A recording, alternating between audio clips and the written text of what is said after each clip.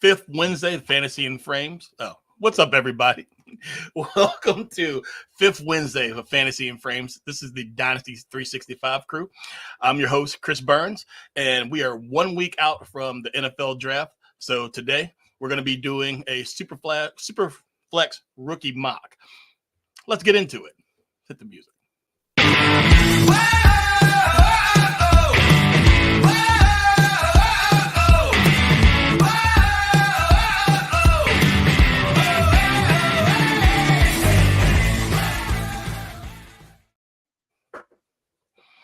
All right.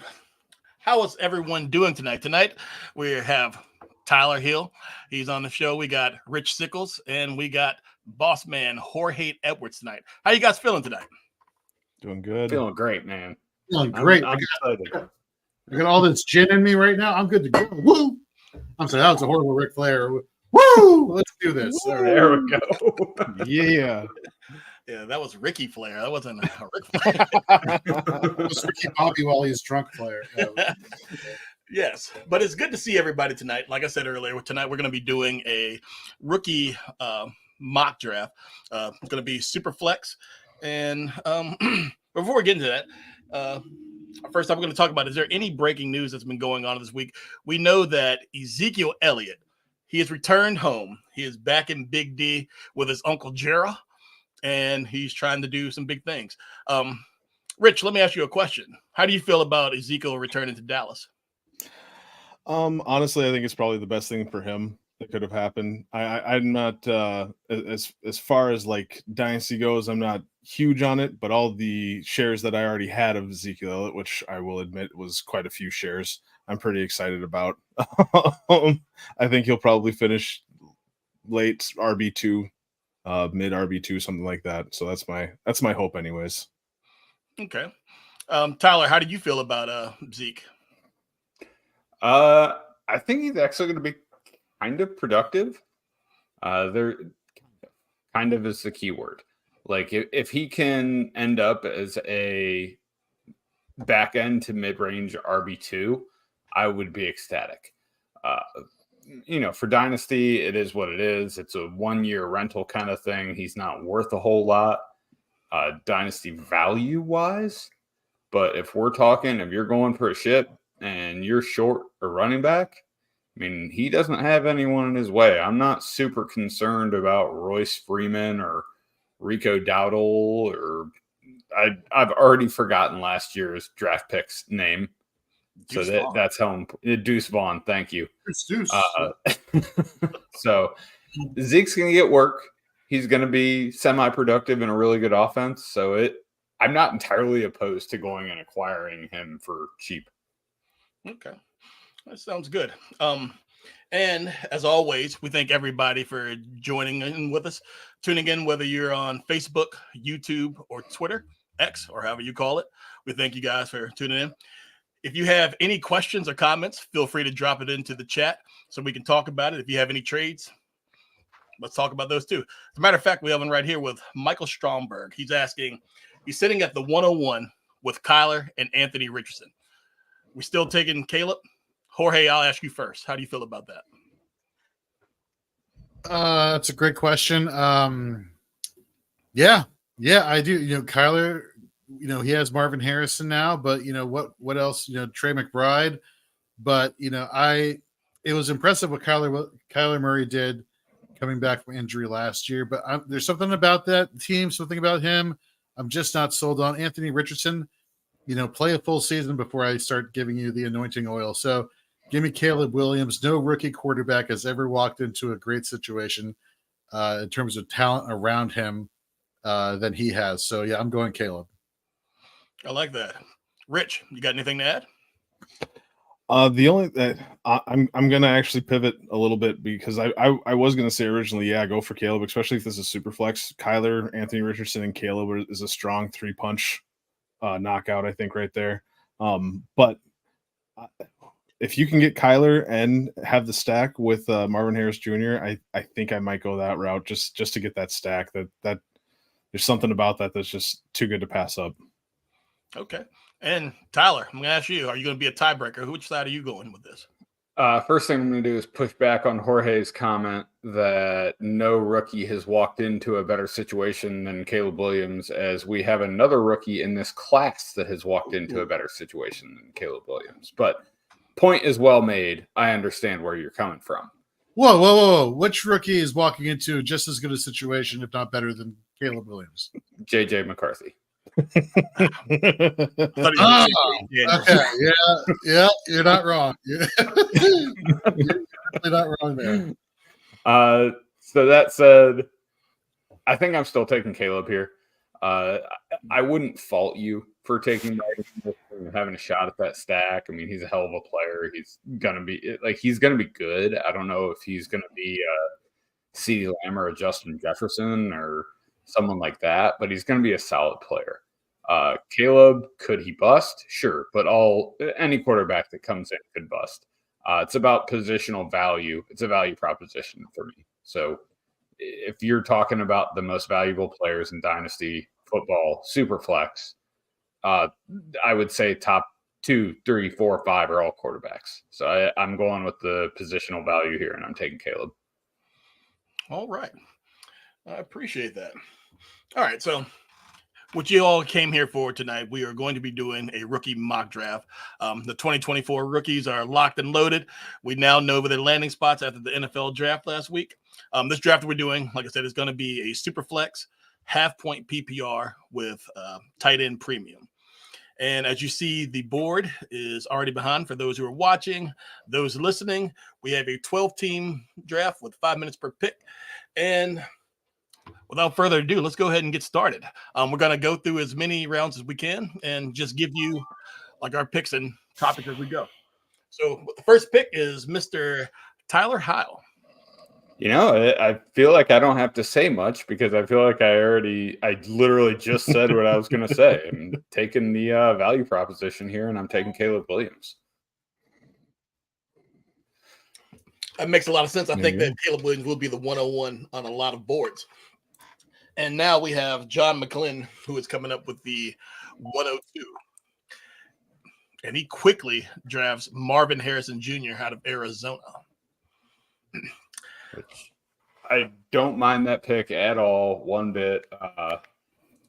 I'm honestly kind of surprised that like just a consensus 102 or 101 is Marvin Harrison. Like, I guess it's just the landing spots for Jaden Daniels and Drake May that are kind of pushing people off of him.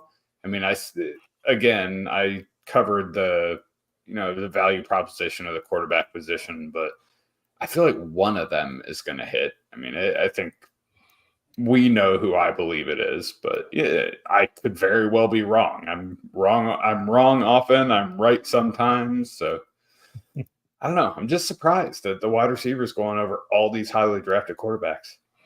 Yeah, I agree. Yeah. I think it's the Hall of Fame pedigree, and then there's so much generational talent talk being thrown out there, and it buoys him up a little bit. At the 103 is me, and there's where we start to see where there's different names that will be picked. As for me, I agree with Tyler, everything he said about the quarterbacks and the Superflex. So I am going to go QB here, but I'm thinking, between two quarterbacks right now. Initially, all offseason, we were talking about Drake May, but I am not going to go with Drake May. I am going to be drafting if I can find the button. It's the green one on the left. So I'm usually on my phone, but this time I'm on the here. You can still use your phone at the same time. Oh God, that's wrong. Is that not who you wanted? Yeah, I meant to draft Jaden Daniels out of Washington, but come on, Tyler, fix this shit. It's your draft. Let's go. Fine. I wanted Chris to suffer. And this is why you mock someone is the real bullets are flying. You're not doing stupid stuff like accidentally drafting a wide receiver. You mean you don't want me to continue and take my next pick here? And yeah, Chris, you can still use your phone app while this is on, so you're good. Yeah, I guess I can. Anyhow, I select Jaden Daniels, and the reason why I selected Jaden Daniels right there is just because I think the rushing upside that he has, will give him a decent floor. I do worry about injury just based off some of the hits that he takes. But the situation that he walks into, I think that he will have to be used. And that is where I would go at the 103, just to be a little different than. Jorge, how do you feel about Jaden Daniels at the 103? I love it. And I don't get the people who are like, oh, Jaden Daniels, he's walking into a bad situation. Does he have 2 good wide receivers? Yeah. Maybe. Does he have 2 decent running backs? Yeah. Okay. Does he have, a fantastic, phenomenal rookie tight end that our very own Chris Battistel is huge on this year? Yeah. Okay. So what's the difference between him having a good situation on offense here versus having a good situation on offense in LSU? I get it. The caliber of talent is the difference. But as far as just the skill players around him, sky's the limit for this kid. Plus, not to mention the rushing upside, like you mentioned. All right. Yeah. Yep. I like it. So, Rich, you are now on the clock at the 104. Don't do the same thing I did. No, well, actually, so I was going through my own mock draft of how I would draft the rookie class if I had every pick, whatever. And I'm gonna be honest. There's a part of me that was kind of excited because Malik Neighbors is my 103, who I would have taken if I was in your position. I love where he's landed at. I don't love where he landed at. I'm a little worried with Daniel Jones, I'll be honest. But he has a clear path to targets, and he's one of the best talents that we've seen in the draft. There's the arguments that he could be wide receiver 1. In my opinion, it's Marvin Harris Jr. But I do love what Malik Neighbors brings to the table, and so I was really Spicy. It was spicy. Buyer's remorse already because No. I thought about taking JJ, but I thought it was too soon. But maybe I was wrong. All right. So at the 105, Nate Markham took JJ McCarthy, quarterback out of Minnesota, and at the 106, Brock Bowers is taken by Visamama. Yeah, the son mama of a bitch, because you took the guy I wanted, and I really was looking forward to it. With the 7th pick, I'm taking Brock Bowers, and now I don't have the opportunity to do that. So, ho-hum, I guess I'll take Roma Dunze going to Chicago. This is criminal. This is criminal. What is wrong with people in thinking Drake May is going to be a bad quarterback? The team about him carry an absolutely terrible offense for 2 years on his back. Devontae Walker strapped on. Did he Greg Jennings that stuff? On his back. He broke his leg. Just want to bring up JT commenting here. Great Office Space reference for it. Thank you. That was a paraphrase, but yes, thank you very much. Oh, man. Erica with a K and not a C. That means we love her. Exactly. At the 107, Roma Dunze went to Jorge, wide receiver out of Chicago, and then followed up by that dude at the 108, Drake May. I'm not sure if Tyler Howell influenced him a little bit, but there it is. At the 109, wide receiver out of Kansas City, Xavier Worthy, and the 110 is currently on the clock. So we know how you feel, Tyler, about Drake May slipping down to the 8th spot. Does anybody else see any surprises that they see on the board so far through the first round? I guess we're pulling strings here. Or pulling hairs here. JJ McCarthy, Tyler, you brought it up earlier. Like, he's walking into a similar situation as Jaden Daniels in terms of skill players around him. So that being the case, I'm looking for positional advantage and opportunity. And even though Brock Bowers is moving to Vegas, where they already have Michael Mayer and they also have some competition for targets, like, the guy is going to do tremendous things in the NFL. So maybe I would have swapped the two. But again, pulling hairs here. I like where JJ went. Drake May, dude, Tyler, get over your North Carolina bias. Like, this guy is walking into a shitty situation. Well, he dealt with shitty situations in North Carolina. Yeah. And was he really good when that happened? No. Yeah, he's pretty good. Pretty good. Pretty good. Like, third, second round pick, good is what we're talking here. But you never know. Okay? I mean, didn't everybody say the exact same thing about CJ Stroud last year? Yeah. I don't know. Yeah, I do remember Everyone was like, worried everybody that thinking that him going to the Texans was gonna just be an S show for sure. I do remember that. I was one of those people. I was concerned. So he proved Yeah, me but at wrong. the same time, the Texans made it. The Texans had Nico Collins. The Texans made an attempt with some dynamic players. I can't speak too early about Jalen Polk and Javon Baker. I'm not super high on their draft class as far as weapons goes. I'm not excited about how they're addressing their issues by adding 2 more wide receiver 3s to a room full of wide receiver 3s. That seems a little counterintuitive to me. But you never know. Maybe Jalen Polk could be really good. Maybe Javon Baker could be. I mean, I like Javon Baker, but I like him as a supporting piece. Right. So I don't love what the Patriots are doing. And I feel like a lot of people did say that about the Texans, but I just think this is different. Let me comment on that after we answer this question from Andrea. Superflex Dynasty 12 team. Should I pick a QB or wide receiver at the 102 and 107? Rich, what are your thoughts?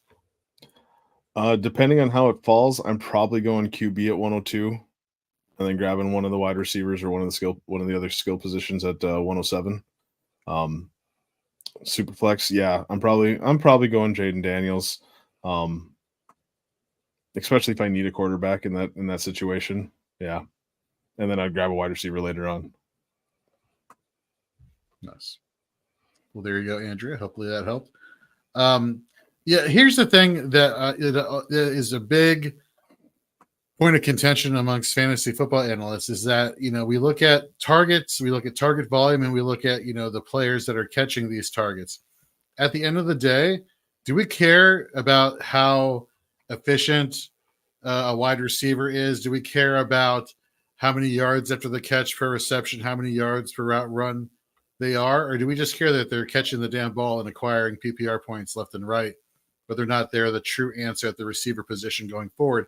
And I feel like this is what you're getting out of North Carolina. This is what you're getting with the New England Patriots, with Jalen Polk, with Javon Baker. Maybe just because they're the only real options that they're in the receiving core there, that they kind of like play the whole "we win by default" type of situation there as far as rookie performance that you might see this year. So I don't know. I'm kind of curious to hear what Tyler has to say about that. And you're muted. Yep. I was muted, and I was worried about trying to get this person on auto draft.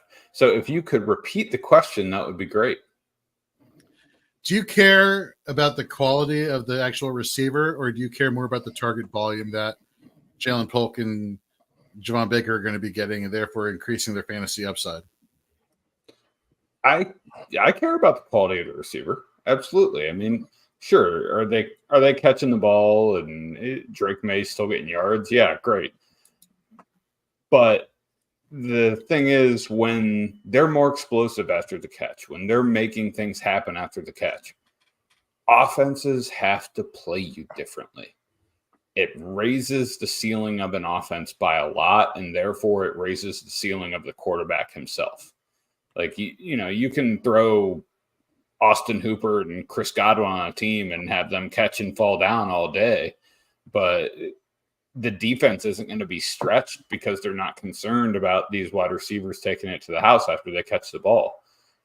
You want that guy in the back of the defense's head when they're out there playing receiver and they're threatening you to take it to the end zone every time. Like, you want them to have to account for that. And I think it makes a huge difference to the ceiling and even the floor of an offense.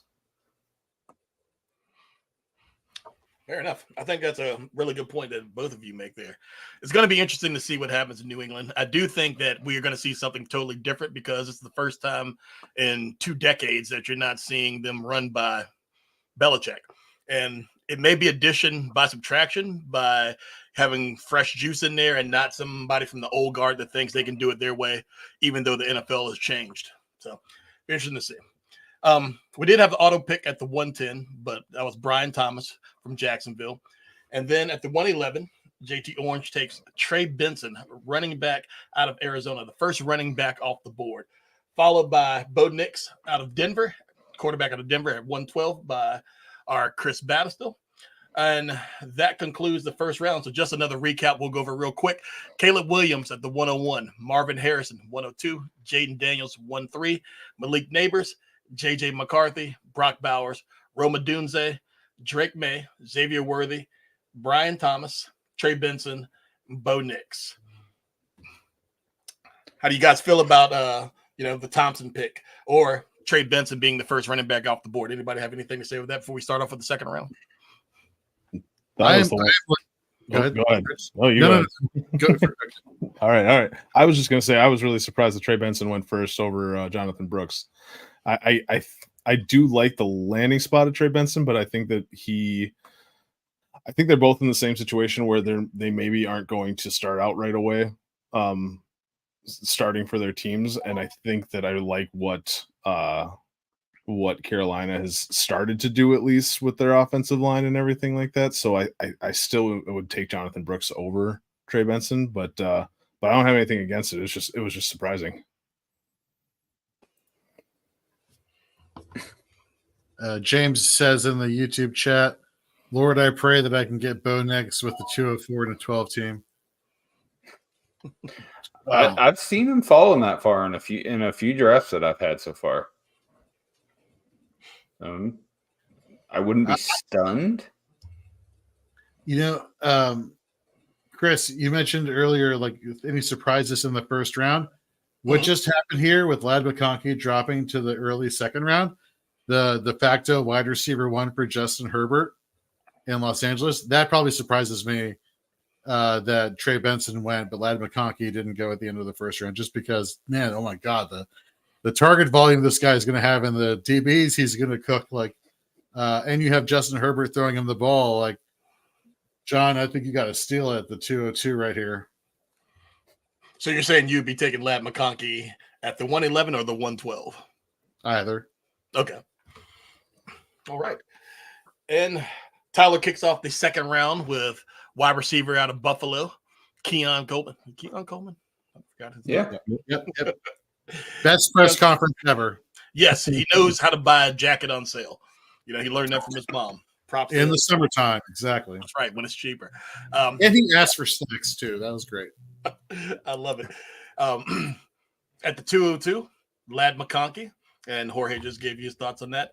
So, what is Dynasty Deviant going to do at the 203? I am going to take Jonathan Brooks. And I just feel the reason why I'm taking him right here at the 203 is because of the running back talents. There's always going to be a need for running backs at some point during the draft. And at this point, I feel that what Richard said earlier, in Carolina, he might not be the guy this quickly, but I mean, Miles Sanders almost was a nobody last year, and Chuba Hubbard took over. And, is it tough to beat? The offense was really, really suspect last year, so it's really hard to trust that right now. But coming in the early second round, I'm okay getting a running back who, for me, he was my second running back in this rookie class. So I'm happy to get him here and roll the dice and see what happens. There you go. Well, I'm going to look at my pick here, and I'm not going to lie, you kind of broke me a little bit there because I was ready for Jonathan Brooks. I was hoping that he was going to fall to me there to the 204, but understandable there. No, I think what I'm going to do is I'm going to go with what I think is the best talent still left on the board. I do love, I'm going to go with Ricky Pearsall. There we go. I think that he's going to have to sit. Yeah, thank you. He's going to have to sit for a little bit, but who knows how long it is actually it's going to be until he is in a position where he's going to have a clear path to targets. And I do think that once he starts to get into that role, he is going to make the most of them. And plus, receiver in Shanahan's offense, yeah, give me that all day. Okay. All right, Pearsall at the 204. And we have Nate on the clock now at the 205. We didn't talk much about Keon Coleman, wide receiver out of Buffalo. Tyler, you took him as your first pick in the second round. Do you see Coleman taking the lion's share of targets in Buffalo this season, or how do you see that playing out? So I don't know if I can say lion's share simply because there are so many vacated targets in Buffalo. Between Diggs and Gabe Davis, there's 241 vacated targets. You have Dalton Kincaid, who already had 91 last year. So like his ceiling isn't much higher than 91. It's higher than 91. He's going to get over 100 targets easily if he's healthy. And then you got Khalil Shakir going to take a little jump up. You got Curtis Samuel, who Faraz yelled at me earlier about for not singing the praises of Curtis Samuel. But if you haven't watched an episode today, sorry to interrupt you, Tyler. We have two Dynasty 365 pods dropping in one day. Earlier, we had Faraz from Upper Hand Fantasy join us. I'm sorry, continue, Tyler. And it was a lot of fun. I believe that Keon Coleman, and I believe this from the second they made the pick, and I said it on the live stream when we were talking about it, is he is a perfect fit for that offense. He's a good downfield receiver. They knew because they have Khalil Shakir, they have Dalton Kincaid, they have the middle and short range of the field covered with those guys, including Curtis Samuel, who can even play a little running back. And they needed a guy that can be a downfield over the top receiver. And Keon Coleman is that. Big body, 6'3". I think he's about 212, something like that. Didn't run the fastest 40. But, his play speed is very fast. His tape, you can see that he's a fast guy. Now, did his speed show that? No. But I think Keon Coleman is really a perfect fit for what that team needed. And it doesn't hurt that he is one of the best quarterbacks in the NFL throwing the ball. So I see the Ladd McConkey love. He would have been my other wide receiver pick. But I want the ceiling with Keon Coleman. I want the wide receiver one ceiling. Okay. I like that. And at the 205, we saw Michael Penix come off the board. Is that as surprising as he comes off the board at 205, or in the NFL draft where he came off very early to much surprising to many people watching? Jorge, I'll come to you. How do you feel about the Michael Penix pick right there? For the real NFL draft, befuddled for right here at the 205.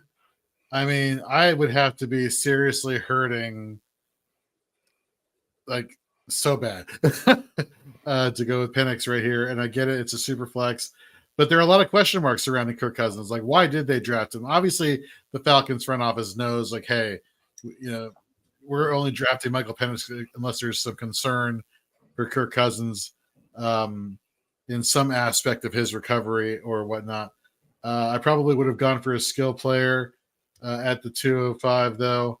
I thought Penix could wait until at least the third. In fact, there's a quarterback that I would actually take ahead of Penix, but I don't want to say his name just now.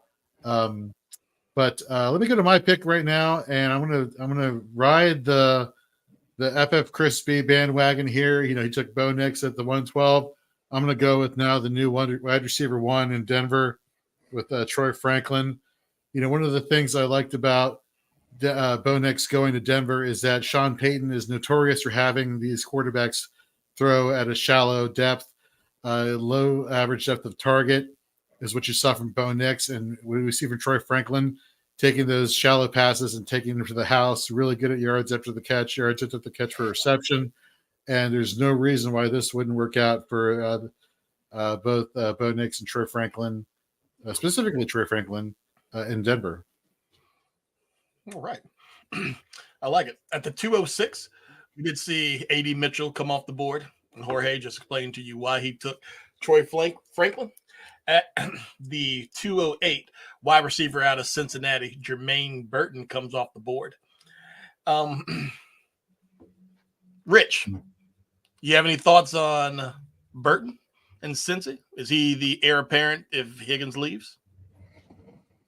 I mean, who else would it be, really? You know, Sovis. I'll be honest. I don't see Burton doing a whole lot there. I really hope that they can keep Higgins.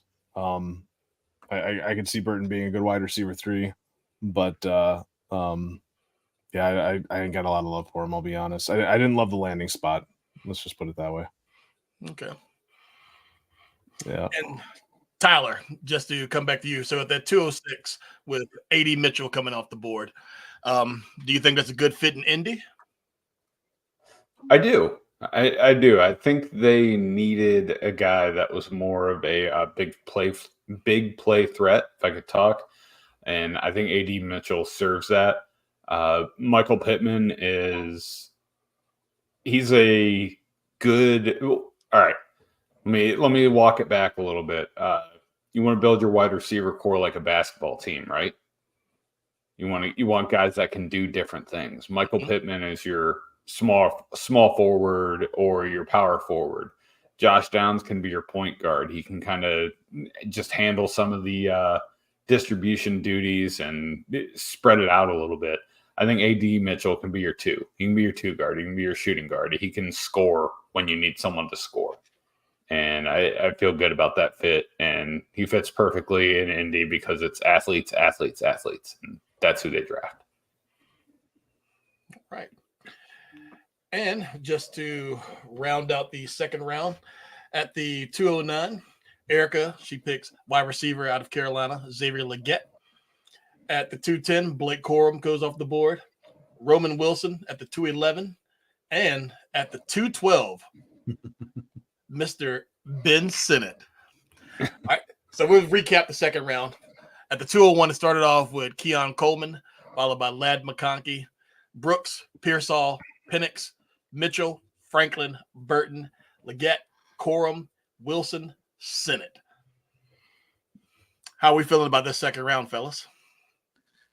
I love that FF Crispy is completely on brand with Ben Sinnott there at the end of the second. You know, everybody likes to talk about, rightfully so, Brock Bowers and everything he did. You know who is number 2 in basically every single metric or category? It was Ben Sinnott. You know, so Cliff Kingsbury likes throwing to those tight ends. You know, they brought in the veteran presence in Zach Ertz that he has familiarity with his time in Arizona, and now he gets to groom and indoctrinate Ben Sinnott into that offense. You know, there's not a lot of good things that Cliff Kingsbury does well, but utilizing the tight end in his offense is definitely one of those things. And so I definitely like the Ben Sinnott pick. Roman Wilson, again, I was having this conversation with Crispy about this, and that is, there's a lot of talk about, he could fill into that Deontay Johnson role. And it's like, well, what does that mean? Like the offenses are different. The offense is different now in Pittsburgh. You know, how good is that wide receiver 3 role, or wide receiver 2 role in points per game in an Arthur Blank offense? I don't know. I have to research that or look into that. That being the case, in our fantasy and frame startup draft, I took him in the middle of the second round, and I'm hoping for upside there. Okay. All right. And we start off the round 3 of our 2024 rookie mock draft. And off the board first is running back out of Green Bay, Marshawn Lloyd by Mr. Tyler Howe. So, Tyler, I'm guessing you're high on Lloyd if you're taking him there at the 301. I am. I like Marshawn Lloyd. He was my running back 4 through the process. And actually, Jalen Wright was my running back 5 through the process. And their landing spots didn't really dissuade me from that. Marshawn Lloyd goes to the Packers. And they already have Josh Jacobs. Yeah, whatever. LaFleur loves to use multiple running backs. And the only reason they haven't really been able to do that since they lost Jamal Williams is because A.J. Dillon isn't any good.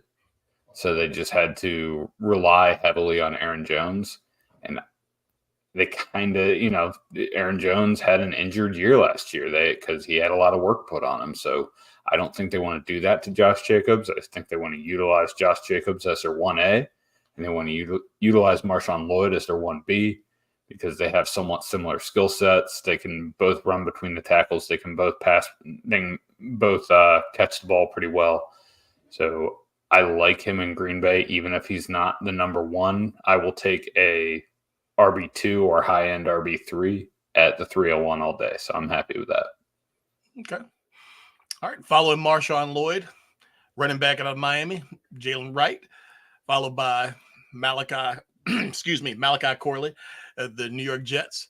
And at the 304, Rich, you come in with Audric Estime. Talk to me about him. All right, so I do like Audric Estime. I was really excited about what I'm honestly really excited about where he landed. I've been all in on Javonte Williams for the past 3 years, and I'm just tired of being burnt by it. I'm ready to move on, and I think that Audric Estime is going to take over there. I think he's as good of a back, personally, from what we've seen. So I think that he easily takes over. I will say that you sniped me once again, so I'm happy that we're not in any fantasy drafts together. That you're only sniping me here in this mock because you're killing me, man. You're killing me. I'm just getting you prepared. I'm getting you prepared for the real thing. Teaching you how to pivot. That's right. Yeah, so following Estime at a 305 was Kamani Vidal, followed by Jalen Polk, wide receiver in New England. And behind him is Ray Davis, running back in Buffalo, by Mr. Jorge Edwards. Jorge. Yeah, this was a tough one. I know with the PPR nature of this draft, I got some explaining to do. So it came down to me. Look, I'm a huge Malik Washington fan. You saw what he did at Virginia, going to the Dolphins. That was on deck for me. The next player that was on deck for me was Bucky Irving. You saw the rushing upside. I think back-to-back 1,000-yard seasons.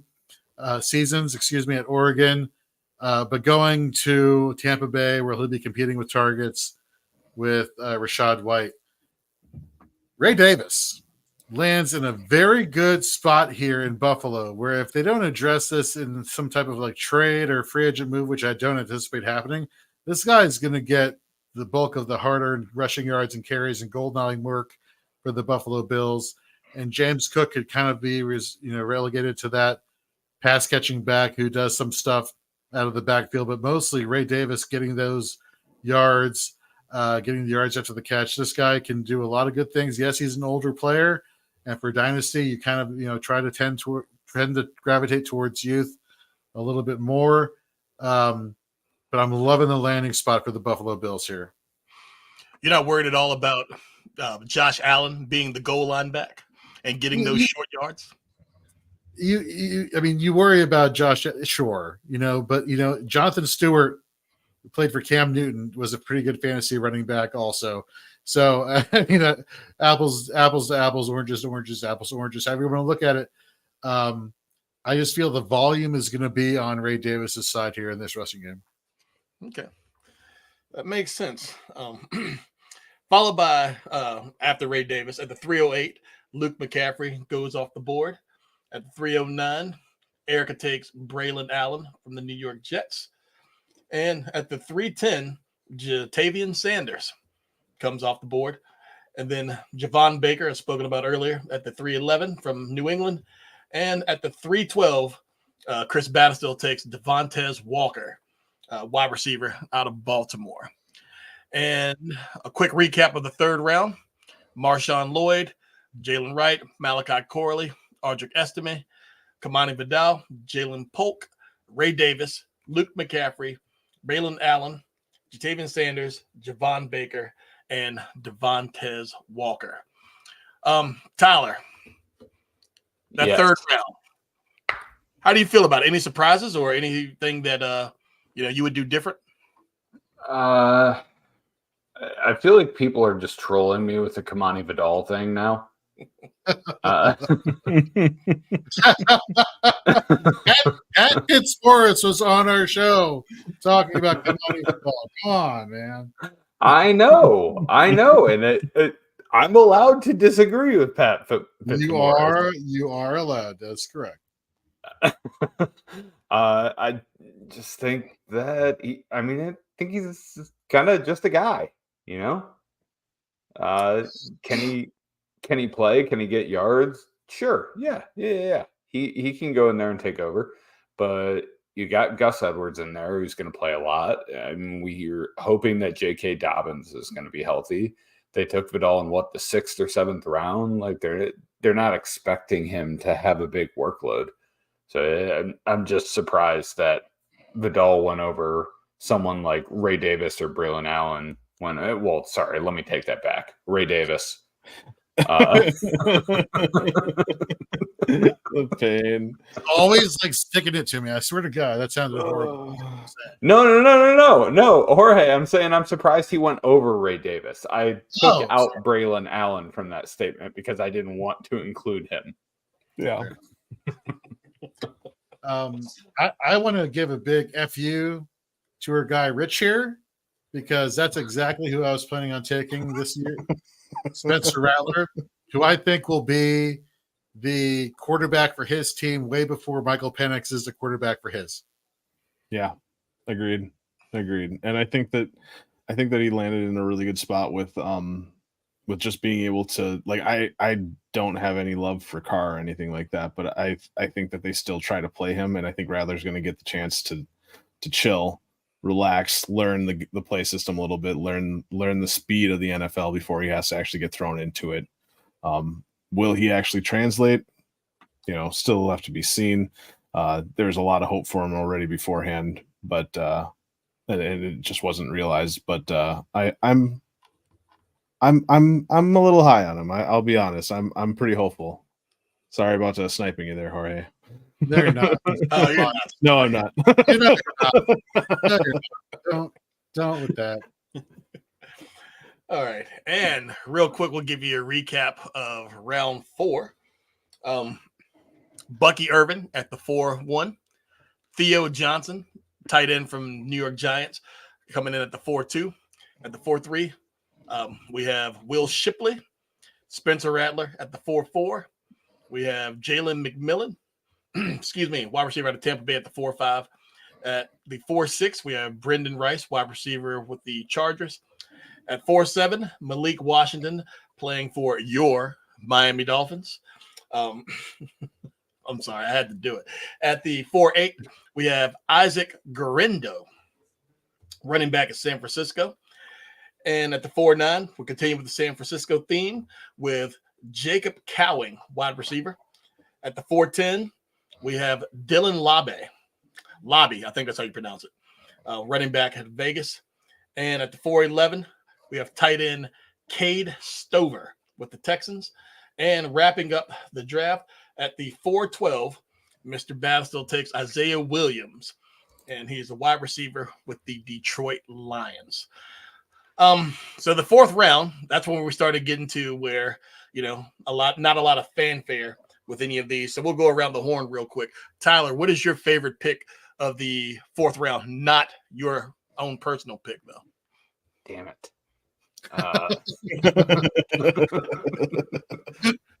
You took my answer. Well, I will say it's not Dylan Lobby.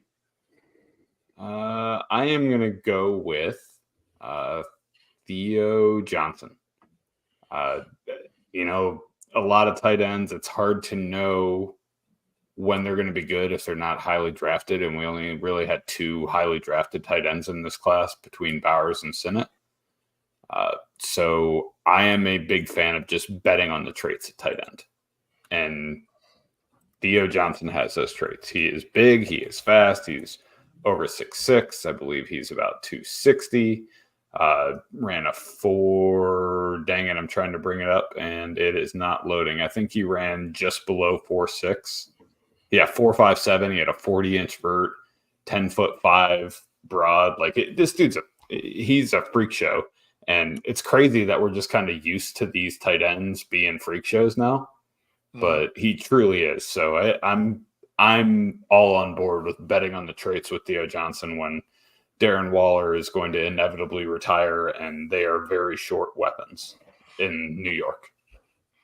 Yeah. Jorge, before you give me your favorite pick of 4th round, Andre has a question for us. No. Trade Ayuk and the 111 for JSN and the 207. What say you, sir? Tyler, you seem pretty excited to answer this question. Yes, you do. Why doesn't Ayuk get the respect he deserves? We're valuing JSN over Ayuk now? What? What's happening? Am I in the Twilight Zone? I feel like I'm taking crazy. Yes, exactly. That's the reference I was about to start from Zoolander. Ayuk has been the wide receiver 15 and 14 the last 2 years. He's the number 1 wide receiver on one of the best offenses in the NFL. I would be stunned if he's traded. If one of them is getting traded, it's Debo. Even if he doesn't, he's still going to be a high-end wide receiver too, because he has been for 2 years straight. Put some respect on this man's name. And JSN more valuable than him? What? No, don't do that. Yeah. Brandon Ayuk has gotten better literally from a fantasy standpoint and a wide receiving standpoint every single year of his career. And last year, as good as he was, I think we're just barely scratching the surface here with him. And you take Deebo Samuel out of this offense and move him in a trade potentially, and now you're giving extra target volume. I guarantee you, it's going to go, not Cowling's way, the rookie. It's going to go Brandon Ayuk's way. And I will not give up Brandon Ayuk at all. JSN in a 207, you better bump that up to like a mid first round pick and an early second before I start even entertaining the notion of getting rid of Brandon Ayuk. Yeah, if this was Ayuk in the 207 for JSN in the 111, I would still take the Ayuk side. See, Andrea, these are the trades that you're getting. This, the answer to that is person's face, your hand. That's what you get those trade offers right there. Oh, Jorge. Jorge, what's your favorite pick of the 4th round tonight? It's Spencer Rattler. Look, like I said it before, like the Saints brought him in, or Saints drafted him. Derek Carr is not the long-term answer there in New Orleans. And it's just a matter of opportunity going to be there sooner rather than later for him. It's taken me a while to get over this, but look, everybody hates the video of him in high school, but that was high school. We saw what happened at Oklahoma. Okay, he left Oklahoma. He went to South Carolina. All the reports you hear about the guy have been nothing but short of class act. So, you can't, for those who are still hating on something he did when he was 17 years old, get the fuck over it. In terms of where he's at, again, opportunity is going to be coming knocking sooner rather than later. So I'm excited for, what you're getting as a potential QB2 in a super flex in the 4th round right there with Spencer Rattler. Like it. Rich, Mr. Gingerbeard Man. What's your favorite pick of the 4th round? I'm gonna go with Tyler's pick with Bucky Irving. Kind of seems like low-hanging fruit there a little bit, but no, I really like Bucky Irving. I liked him before the draft. I liked his landing spot a lot. I think that it'll be interesting to see who wins out in that backfield between him and Rachaad White. I still think it's going to be Rachaad White's. It's his backfield to lose. But I could see Bucky Irving getting in some targets, especially in the receiving game and stuff, just to maybe spell Rachaad White a little bit. So, okay, I like that. And then as for me, my favorite pick, I'm gonna follow what Tyler said. I got to go with Johnson tight end out of New York, mainly because the longer it keeps going with Waller, I'm not even sure if he's going to play football again. A lot of people fail to realize that Waller, because of his addiction, that he does not take painkillers or anything to manage his injuries and all that stuff. So he does it all natural, and it's a lot harder for him than, if he were taking those drugs to help him get back on the field. I don't know if he's going to come back and play. I don't think so. And that leaves Bellinger, and then Johnson's behind him. And I think Johnson has a lot more juice than that. So they need to go over everything else that Tyler said because he laid it out very well. But Johnson is also my pick. How dare you not go Malik Washington as a Dolphins fan? Well, I mean, because I don't want people to think that I am just a homer. And really and truly, like I've already I wasn't real kind to Jalen Wright earlier today when Tyler asked me my thoughts. I got outvoted on some running back picks in our team with Chris and Stacy and I. I mean, when you leave it to me to be the tiebreaker, then I got to go against you. Ask Brett Manuel how that works for him, like when I'm the guest judge on. But anyhow, that wraps up our 4-round rookie mock draft, 2024 rookies. After the post draft, we thank you guys for coming in and hanging out with us. We thank all the people that participated in the draft. I think it was a pretty good, successful mock. Like we learned some things, we saw some trends, and we got some analysis of how we feel about that. So thank you all for that. Also, thank you guys tonight for hanging out with me as I try to quarterback this thing. We got Tyler Howell in the corner. Be sure to follow him on Twitter or X, whatever you call it, at FF Tyler Howell. We got the boss man himself, Mr. Jorge Edwards. Follow him on Twitter at Jorge B. Edwards. And then we got the ginger beard man, look at that. That's beautiful. I'm so jealous. Follow him at Rich Sickles GBM. And you can follow me on Twitter if you choose to at Dynasty Deviant. We also ask that you would visit the fantasyandframes.com website. Subscribe to the show and check out your favorite podcasts like on YouTube. It is Fantasy and Frames Wednesday. So following our show tonight, we have the Fourth and Frame guys. Follow them for all their redraft content. Following that, Shoot the Gap. If you need some IDP knowledge, they're dropping it on us. All right. Tune in Thursday for the Fantasy Football Weekly. It's a new draft show, and find members of the family, the Fantasy and Frames family hanging out with that. So stay tuned and check that out. As always, we thank you all for hanging out with us. Be sure to like, subscribe, ring that bell so you get notified whenever we have any content dropping. Throughout the season, we are ramping up. The draft is over. We're getting ready for the OTAs and the preseason, so expect a lot of content coming from the Fantasy and Frames family. Check us out. As always, thank you all, and we'll see you later. Good night, guys.